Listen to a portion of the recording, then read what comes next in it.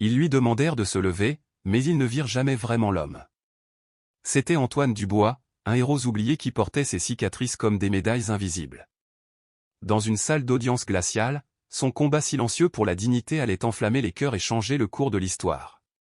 Êtes-vous prêt à découvrir une histoire où la dignité triomphe du jugement? Croyez-vous en une justice égale pour tous? Si oui, commentez le chiffre 9. Sinon, aimez la vidéo. Si vous avez déjà été victime de discrimination, ne serait-ce qu'une fois dans votre vie, quelle qu'en soit la raison, partagez votre expérience pour que nous puissions vous entendre. Plongeons maintenant dans les développements puissants de cette histoire. La pluie n'avait pas cessé de la matinée. Elle glissait en filets froids sur les trottoirs, trempant les rues et martelant le toit métallique de l'arrêt de bus délabré où Antoine Dubois était assis, immobile. Il ne broncha pas lorsqu'une rafale de vent s'engouffra sous l'abri. Son uniforme militaire délavé, porté aux épaules mais soigneusement repassé, lui collait au corps comme une relique sacrée. À 35 ans, Antoine portait le poids de 2 missions de combat et des cicatrices à perte de vue. Sa jambe, enserrée dans une attelle noire rigide, était étendue devant lui. Des béquilles rigides reposaient sur le banc, tels de vieux fusils posés après une longue marche. Il leva les yeux vers le palais de justice de l'autre côté de la rue aux pierres grises. De grandes fenêtres. Des portes massives. Un bâtiment qui n'avait jamais été conçu pour des hommes comme lui. Non pas pour les briser, mais certainement pour les oublier. Il se déplaça, grimaçant sous la douleur aiguë dans le bas du dos. Il lui avait fallu près de 3 heures pour arriver là. L'ascenseur du métro était toujours en panne. La rampe de bus n'avait pas fonctionné la veille. Et le point de dépose minute le plus proche était à 4 pâtés de maison de là, trop loin pour marcher. Il avait déjà essayé de venir à 2 reprises, mais le système rendait la tâche quasiment impossible pour un homme qui se déplaçait comme lui. Aujourd'hui, il s'était forcé au parce qu'il le devait. L'accusation? Outrage au tribunal. Absence répétée pour amende de stationnement impayée, amende qu'il avait tenté de contester sans jamais en avoir l'occasion. Son téléphone vibra. Un message clair, « Attends, on se voit plus tard. » Antoine esquissa un léger sourire. Sa petite sœur, une infirmière de nuit aux yeux fatigués et à la voix qui le calmait toujours, était restée éveillée après son service, juste pour être là pour lui. Comme toujours. Il expira et se releva prudemment, s'appuyant sur ses béquilles. Un pas, puis un autre. La douleur dans sa hanche le lançait à chaque mouvement, mais il avait appris à ne pas y résister, à avancer malgré tout. De très bons gâteaux. C'est ce que la guerre lui avait appris. Les passants défilaient sans le remarquer. Personne ne proposait son aide. Personne ne tenait la porte. Il l'ouvrit lui-même, lentement, prudemment.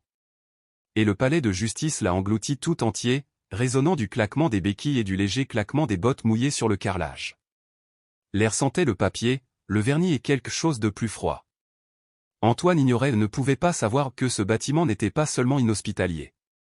Aujourd'hui, il allait se révéler. La salle d'audience était plus chaude que la rue trempée par la pluie, mais semblait en quelque sorte plus froide. Il s'arrêta juste devant les portes, laissant son regard s'habituer aux murs sombres et aux lumières vacillantes du plafond.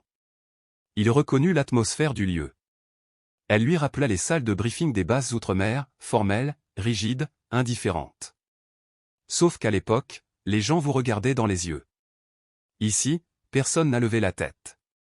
La juge Isabelle Morel trônait derrière son bureau. Sa robe noire était impeccablement repassée. Ses cheveux gris étaient tirés en arrière en un chignon si serré qu'il n'avait pas bougé d'1 millimètre. Elle était connue dans cette ville. Crainte, même. Une ancienne épouse de militaire transformée en mur d'acier au tribunal. Elle avait enterré son mari en uniforme et s'était endurcie depuis. On disait qu'elle ne respectait que les soldats, mais seulement ceux qui ne trébuchaient pas. Le nom Antoine Dubois a été appelé. Il avança lentement dans l'allée vers la table de l'accusé, ses béquilles claquant doucement sur le sol en marbre. Les rares regards qui le suivaient se détournèrent rapidement. À la table du procureur se tenait Julien Lefebvre. Jeune. Propre. Fier de l'être. Il ne se leva pas à l'approche d'Antoine, il jeta simplement un coup d'œil nonchalant au dossier et esquissa un sourire narquois, comme si l'affaire l'ennuyait déjà. Monsieur Dubois, commença la juge Morel d'une voix ferme et sèche. Vous comparaissez devant ce tribunal pour outrage au tribunal, pour avoir omis de comparaître à 2 reprises. Antoine s'éclaircit la gorge. Madame la juge, j'ai essayé. Elle leva une main aussi tranchante qu'une lame. Ce n'est pas le lieu pour les excuses. Il déglutit. Sa bouche était sèche. Son dos le brûlait.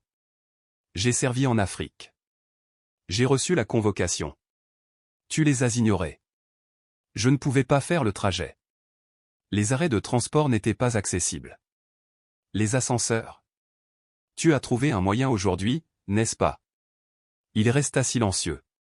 Je ne trouve aucune satisfaction à désobéir sous couvert de patriotisme, ajouta-t-elle froidement. Servir n'exonère pas de responsabilité. Julien Lefebvre ne dit rien. Il n'en avait pas besoin. Son sourire narquois en disait long. Pour lui, ce n'était pas un tribunal, c'était une chaîne de montage. Antoine jeta un coup d'œil au jury. Majoritairement blanc. D'âge moyen. Un homme semblait à moitié endormi. Une femme se massait les tempes. Personne ne croisa son regard.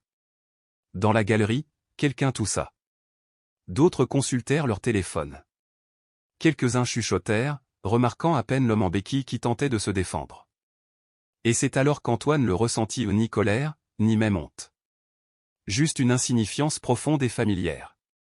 Comme s'il n'avait pas sa place ici, même s'il avait versé son sang pour en avoir le droit. Il s'agita sur son siège. Son dos resta droit malgré la douleur. Sa voix était basse mais assurée. Je ne suis pas venu ici aujourd'hui pour être excusé, dit-il doucement. Je suis venu parce que je crois encore en ce que cet endroit est censé représenter.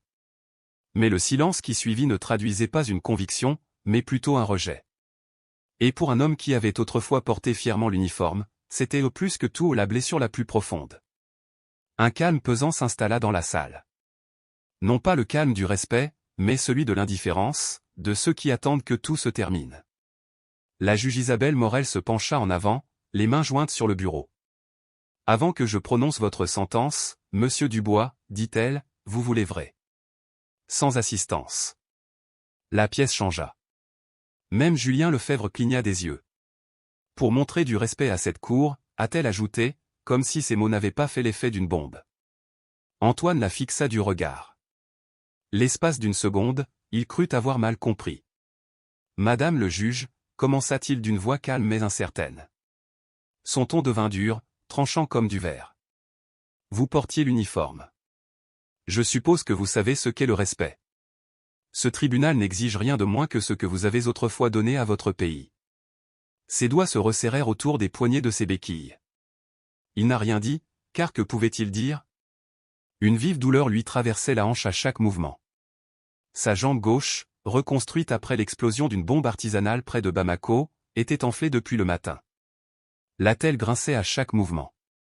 Son médecin l'avait prévenu il y a des mois, rester debout sans soutien pourrait détruire le peu de stabilité qui lui restait. Mais le juge s'en fichait. Elle le regarda comme s'il lui devait quelque chose. De l'autre côté de la pièce, quelqu'un s'est éclairci la gorge. Julien Lefebvre baissa les yeux sur son dossier. Et il se tortillait mal à l'aise, comme s'il essayait de disparaître derrière ses papiers. Antoine prit une longue inspiration, puis une autre, et commença à se lever. Il repoussa les béquilles où l'une d'elles tomba bruyamment au sol, le bruit résonnant dans la pièce comme un coup de feu. Il posa ses deux mains sur le bord de la table pour se soutenir, puis, lentement et péniblement, se hissa. Sa jambe droite tremblait sous l'effort. Ses muscles frémissaient. Sa gauche, raide et récalcitrante, vibrait violemment. Il redressa péniblement le dos, les épaules droites comme l'armée le lui avait appris. Sa mâchoire se serrait si fort qu'on pouvait voir les muscles onduler sous sa peau. Pendant quelques secondes atroces, il resta immobile, essoufflé. Ses bras battaient légèrement le long de son corps, comme s'il voulait s'envoler par la seule force de sa volonté. La pièce était plongée dans un silence total. Personne ne bougeait. Personne n'osait parler. La juge Morel resta immobile, observant depuis son bureau, l'expression indéchiffrable. Puis son genou a cédé. Tout se passa en un éclair, sa jambe gauche se tordit vers l'intérieur dans un terrible et anormal soubresaut. Son corps s'effondra. Sa hanche heurta d'abord le sol, puis son épaule, et enfin le bruit sec de sa tête contre le parquet brillant. Une femme à l'arrière étouffa un cri. Le bruit de la chair contre le carrelage résonna comme un coup de tonnerre. Sa béquille restante glissa sur le sol. Antoine hurla une voix. Les portes du fond de la pièce s'ouvrirent brusquement au son clair du bois. Essoufflée, trempée par la pluie, une infirmière en uniforme se précipita. « Antoine, ne bouge pas. Ne bouge pas, cria-t-elle en tombant à genoux à ses côtés. Il gémit doucement. Ses yeux papillonnèrent. Une main gémit tandis qu'il essayait de s'asseoir. « Mon Dieu, aidez-le !» « Non, » murmura Claire, les larmes coulant déjà sur ses joues. « Tu n'es pas obligé. C'est fini. Tu n'as rien à prouver. » Mais Antoine ne cherchait rien à prouver.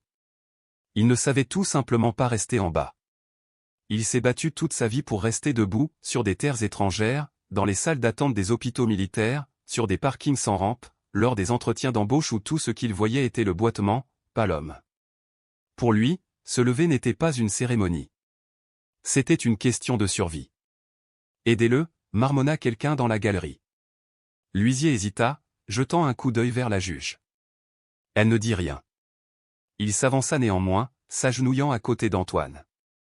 Le vieil homme posa une main rassurante sur son épaule. « Sergent, ne forcez pas, laissez-nous vous aider. » Les lèvres d'Antoine remuèrent, à peine audibles. « C'est bon. » Mais son corps tremblait. Claire lui saisit la main, entrelaçant étroitement ses doigts avec les siens. « Tu ne vas pas bien, » murmura-t-elle, « et tu n'as pas à l'être. » Pas pour eux. Pour la première fois, l'atmosphère dans la pièce a commencé à changer. Certains jurés baissèrent les yeux, cessèrent de regarder, honteux. Un homme au premier rang secoua lentement la tête. Même Julien Lefebvre avait perdu son sourire narquois.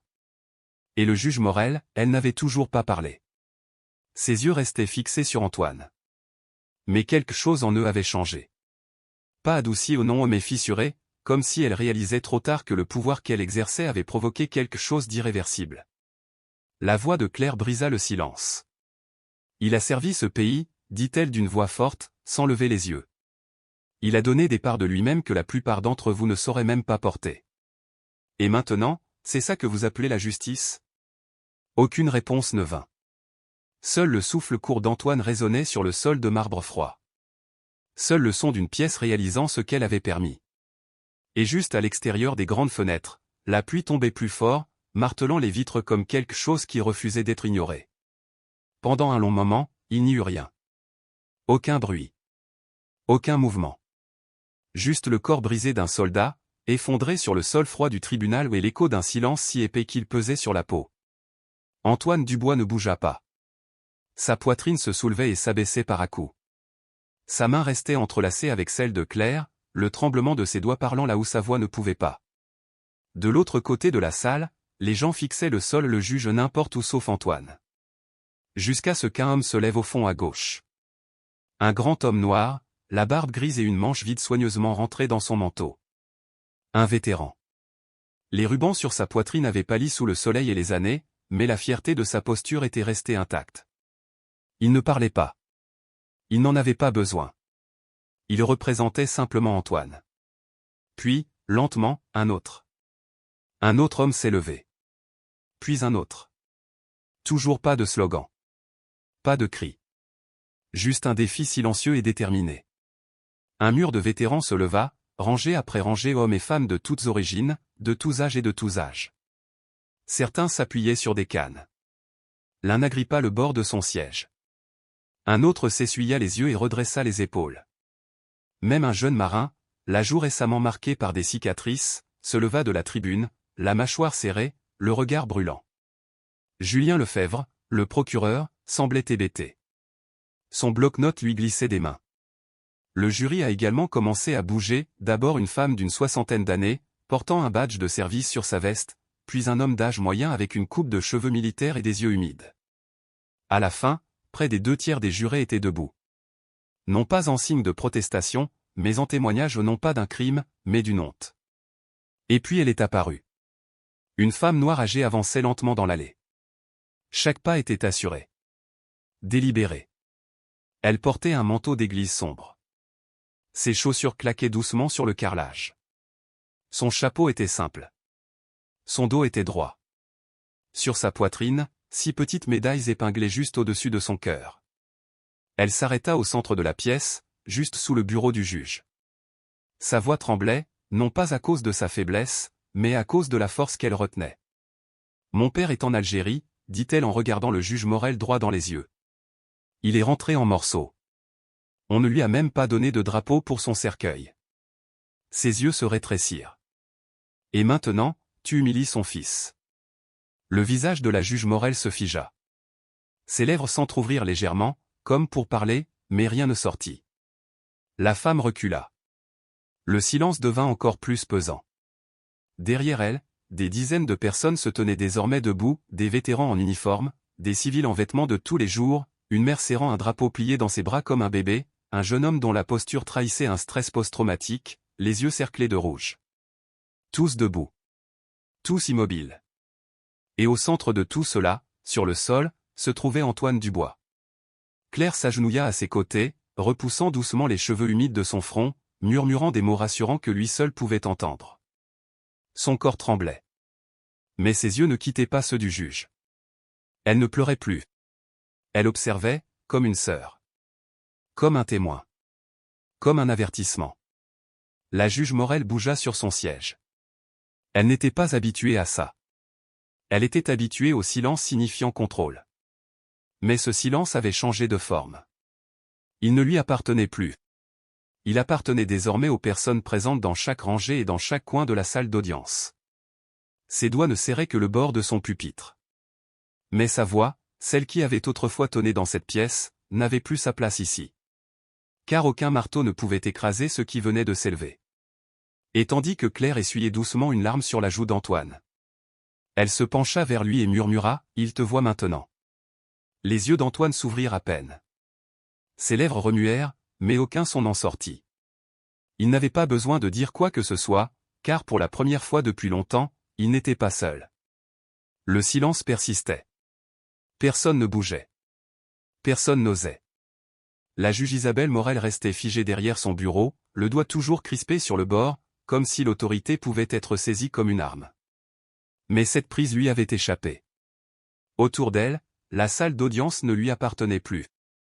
Elle appartenait désormais aux vétérans qui se tenaient debout, défiant le silence, aux jurés, à la masse de larmes, à la galerie transformée en cœur de conscience et à l'homme à terre, celui qu'elle avait sommé de se lever. Lentement, elle se redressa. Pas de marteau. Pas de dernier mot.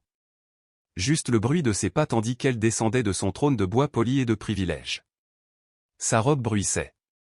Ses talons claquaient sur le sol tandis qu'elle traversait le couloir, pas à pas, vers l'homme à qui elle avait ordonné de se lever. Chaque pas perdait plus que du tissu. Il effaçait l'illusion. Lorsqu'elle le rejoignit, elle ne parla pas tout de suite. Elle prit sa robe et en défit le haut. Ses doigts tremblaient, mais elle retira le vêtement de ses épaules et le laissa glisser le long de ses bras. Avec précaution, elle le posa par terre à côté d'elle, puis s'agenouilla devant Antoine Dubois. Claire étouffa un léger cri, la main sur la bouche. Même Julien Lefebvre, immobile jusque-là, baissa la tête.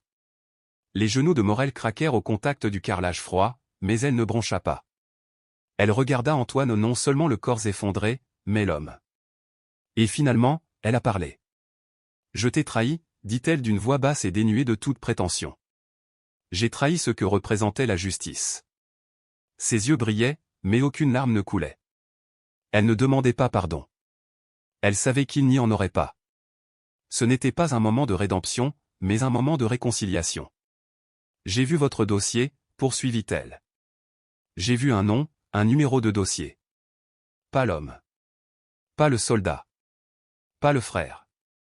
Pas le corps qui porte une douleur que la plupart d'entre nous ne pouvons imaginer. » Elle déglutit, sa voix se brisant. J'ai alors exigé de la force, alors que j'aurais dû offrir de la dignité. Un murmure parcourut la galerie comme le vent dans l'herbe sèche. Une vieille femme blanche dans le public pleurait doucement, les mains jointes sur son cœur. L'insigne de vétéran de son mari se balançait doucement dans la lumière du palais de justice. La juge Morel baissa la tête, non pas pour se cacher, mais pour montrer qu'elle voyait enfin. La main de Claire resta posée sur celle d'Antoine, mais ses larmes coulaient désormais librement. Non pas de douleur, mais de quelque chose de plus profond. Une délivrance. La respiration d'Antoine était saccadée. Lentement, il tourna la tête et, de toutes ses forces, leva la main ni théâtralement, juste assez pour la poser délicatement sur l'épaule de Morel. Pas de mots. Juste une paume tremblante placée là où siégeait autrefois le jugement. Et dans ce silence plus profond que n'importe quelle décision, plus fort que n'importe quel verdict, la salle d'audience a changé à jamais. Parce que le pouvoir s'est finalement incliné devant la douleur. Tout a commencé par une simple vidéo. Des images granuleuses, prises au fond de la salle. Un homme tremblant tentait de se lever. Son corps s'effondrait au sol. Une juge retirait sa robe. À genoux. Puis, juste le silence. Pas de discours. Aucun n'était nécessaire. À la fin de la journée, la vidéo avait été vue plus de 5 millions de fois. Le lendemain matin, elle avait atteint 50 millions. Les hashtags se sont répandus à Cannes comme une traînée de poudre. Ils n'ont pas pu se relever. Laissons les vétérans se reposer. Ces messages transcendaient les races, les opinions politiques et les frontières urbaines. Quelque chose avait résonné. Car il ne s'agissait plus seulement d'Antoine. Il s'agissait de chaque soldat qui rentrait chez lui brisé, jugé par un système qui n'avait jamais vu le fardeau qu'il portait. Les vidéos ont inondé Internet. Des vétérans noirs à la Nouvelle-Orléans, assis dans des fauteuils roulants sur des Porsche, regardant la caméra, on te voit, Antoine. Des vétérans blancs de l'Ohio, les larmes aux yeux, saluant l'écran. Des vétérans latinos à San Antonio. Des Marines asio-américains à Seattle. Des femmes qui ont servi et ont été ignorées. Les fils de ceux qui ne sont jamais revenus. Une femme se tenait sur la tombe de son père et murmurait dans son téléphone, « Il est tombé là. Antoine est tombé ici. Ils l'ont fait tous les deux pour nous. » Même les lycéens l'ont adopté. Et elle ne pouvait pas se lever. Reste devenu un cri de ralliement, peint sur des peintures murales, imprimé sur des t-shirts, affiché sur des tableaux blancs.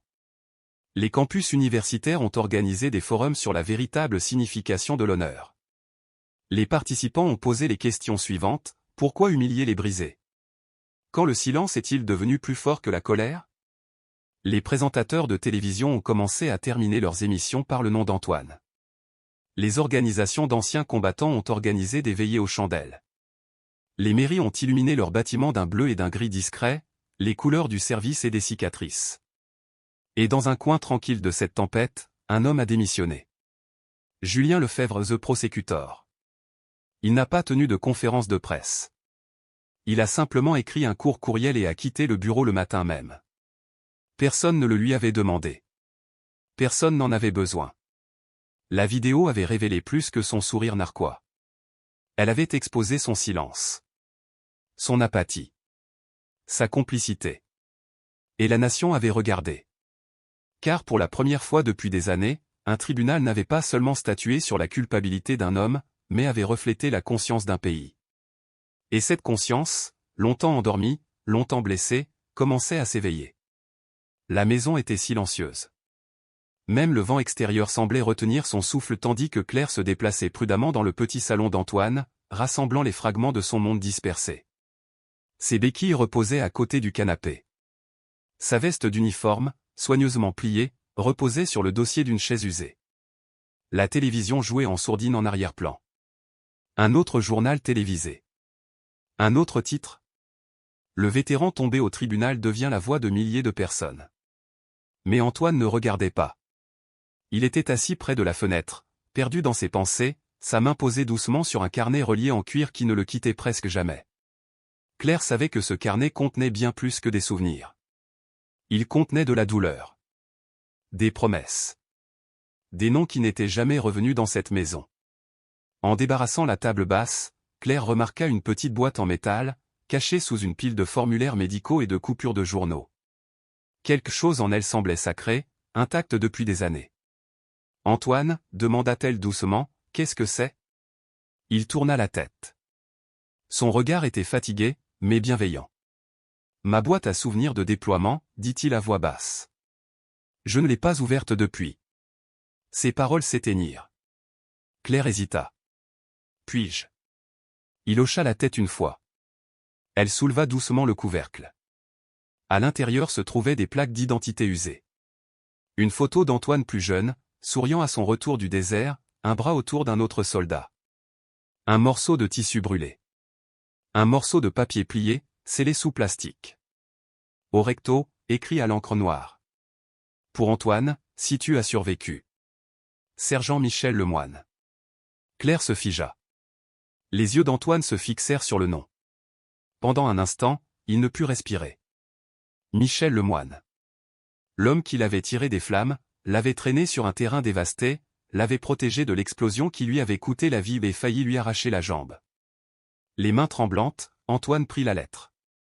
Il retira le film plastique, tourna la page et lut. Antoine. Si tu tiens ça, ça veut dire que je n'ai pas survécu, et toi si. Eh bien, c'est comme ça que ça devait se passer. J'ai besoin que tu me promettes quelque chose, frère. Ne disparais pas. Ne portez pas la culpabilité comme si c'était une médaille du stade d'honneur. Ne vous fermez pas simplement parce que votre corps souffre. Tu n'as pas fini, si tu vis. Alors vivez, pour nous tous qui n'avons pas survécu. Parlez. Marchez quand vous le pouvez. Rampez si vous le devez. Mais ne restez pas silencieux. Nous ne sommes pas morts pour le silence. Tu as réussi. Ça veut dire quelque chose. Faites en sorte que cela signifie quelque chose. Les épaules d'Antoine tremblaient. La lettre glissa légèrement dans sa main, tandis que des larmes brouillaient l'encre claire. Elle s'assit à côté de lui, une main sur son dos, sans rien dire. Il n'y avait rien à dire. Après un long silence, Antoine prit son carnet. Il tourna la page vers une page blanchée, avec des gestes lents et une réflexion approfondie, écrivit. Il n'est pas mort pour le silence. Puis ci-dessous. Moi non plus. La page absorbe l'encre comme la terre boit la pluie. Dehors, le vent se levait doucement et quelque part au loin, les cloches de l'église sonnaient, sans raison apparente. Mais Antoine les entendit. Pas en signe de deuil. Mais comme un appel. Pas de caméra. Pas de discours. Pas de gros titres. Juste le vent qui murmure à travers le marbre. Les portes du cimetière de Verdun s'ouvrirent discrètement ce matin-là. Pas d'escorte motorisée. Sans fanfare. Seule une camionnette noire, se déplaçant lentement le long du chemin sinueux, passant devant des rangées et des rangées de stèles blanches, chacune se dressant comme des sentinelles en formation éternelle. Antoine Dubois était assis sur le siège passager, vêtu de son uniforme militaire bleu délavé. Ses médailles n'étaient pas polies. Ses chaussures étaient usées. Mais sa présence résonnait comme le tonnerre, contenu dans le silence.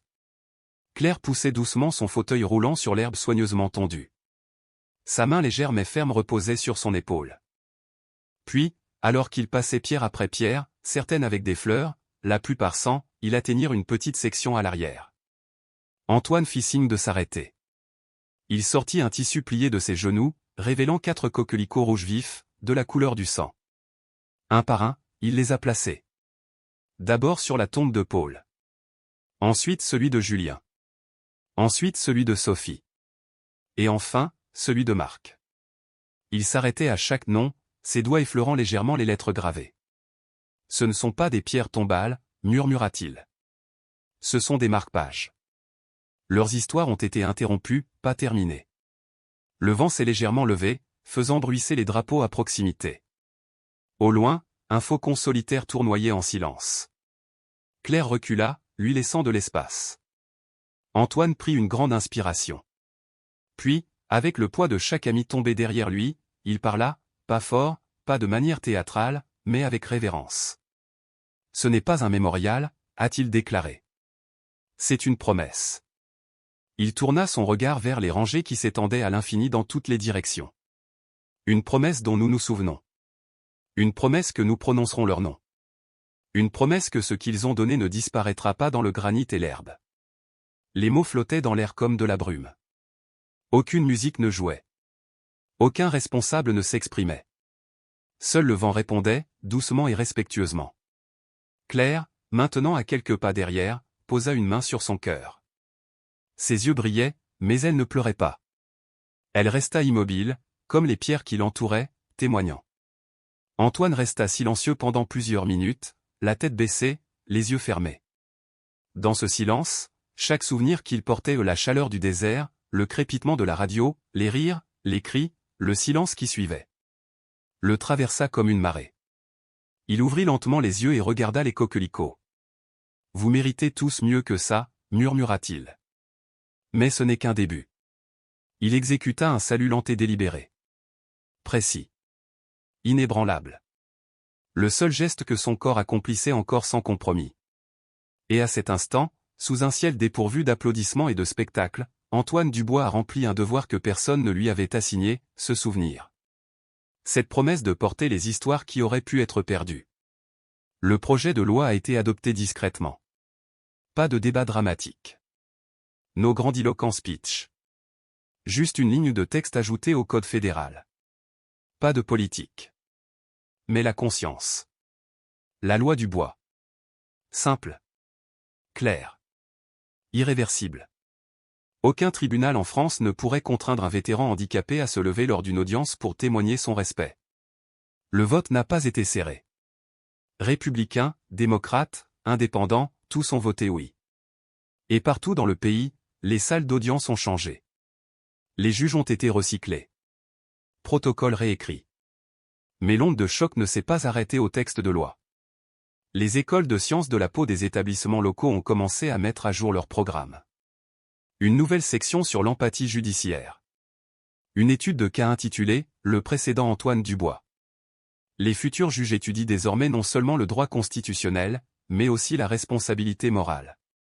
Dans une petite ville du Limousin, une écolière de 14 ans nommée Amélie Martin a écrit une dissertation intitulée « L'homme qui est tombé pour que nous puissions nous relever plus droit ». Elle n'avait jamais rencontré Antoine. Je n'avais pas de famille dans l'armée. Mais son histoire l'avait touché. Et cela ne l'avait pas quitté. Ses paroles ont remporté le concours régional. Sa voix, comme celle d'Antoine, faisait s'arrêter les autres. Et cette pause s'est propagée. La journée des anciens combattants n'était plus seulement une date sur le calendrier. Les villes ont commencé à organiser des discussions communautaires tout au long de l'année. Les vétérans ont partagé leurs histoires dans les bibliothèques, les écoles et même les salons de coiffure. Il ne s'agit pas seulement de médailles, mais aussi de souvenirs. Cicatrices. Antoine n'a pas assisté à la plupart de ces événements. Il n'était pas intéressé par la célébrité. Mais sa présence était partout. Dans le ton des conversations. Dans le silence avant une histoire. De la même manière que les gens se penchaient désormais au lieu de détourner le regard. Il avait changé le récit. Non pas avec colère, mais avec endurance. Et une nation, autrefois trop distraite, trop divisée, commençait enfin à se réveiller. Le palais de justice semblait inchangé. Même briques. Les mêmes fenêtres. Même couloir en marbre poli. Mais les marches de l'entrée avaient changé à jamais. Une foule s'était rassemblée sous le soleil matinal. Silencieux, mais plein d'attente. Sans fanfare. Aucune célébrité. Juste des familles de vétérans. Étudiants. Et quelques passants curieux, attirés par quelque chose qu'ils ne pouvaient expliquer.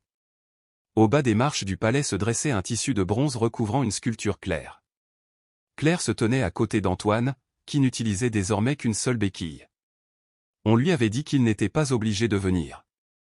Mais il le devait. Parce que ce moment ne lui appartenait pas.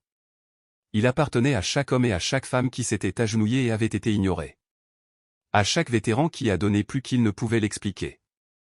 Un conseiller local s'est approché du micro. Pas de discours. Juste 6 mots. C'est pour ceux que nous n'avons pas vus. Le tissu a été retiré. Et une statue en bronze grandeur nature d'un soldat noir à genoux apparut. Un genou au sol. Une main agrippant une paire de béquilles, fermement, comme des épées dans un sol sacré. Sa tête était levée. Son visage est sculpté par la douleur, mais aussi par la fierté. Il n'avait pas l'air vaincu. Il semblait indestructible. Sous la statue, gravé en lettres claires et simples. Ils ne t'ont pas vu. Mais nous, si. Maintenant. Et pour toujours. Pourtant, la foule resta silencieuse. La respiration d'Antoine ne s'arrêta pas, car c'était lui. Parce que ce n'était pas seulement lui. C'était Paul. Julien. Sophie. Marc. Michel Lemoine. Et tous les noms qui n'étaient pas entrés ou qui étaient revenus invisibles. Un petit garçon tira sur la manche de son père. « Papa, qu'est-ce que ça veut dire ?» Le père s'agenouilla à côté de lui, les yeux fixés sur la statue. « Cela signifie dignité, vie, dit-il doucement. Voilà à quoi ressemble la dignité. » Le garçon leva les yeux vers le soldat de bronze et hocha la tête. Comme s'il comprenait quelque chose qu'il n'avait pas encore les mots pour exprimer. Antoine n'a pas parlé ce jour-là. Il n'en avait pas besoin. Il se tenait près de la statue. Posa doucement une main sur les béquilles taillées dans l'acier. Et ferma les yeux un instant. Le palais de justice derrière lui ne ressemblait plus à un lieu de jugement. Cela ressemblait à une maison. La véranda craquait doucement sous leur poids. Antoine était assis dans sa vieille chaise en bois. La peinture était écaillée et décolorée, tout comme sa veste d'uniforme accrochée près de la porte. Claire s'est assise à côté de lui dans la pièce. 2 tasses de thé réchauffant leurs mains. Le ciel se fondait dans une teinte dorée au-delà des champs. La dernière lumière du jour s'étendait à l'horizon comme une promesse silencieuse. Les oiseaux chuchotaient à travers les arbres. Le monde semblait plus doux que d'habitude.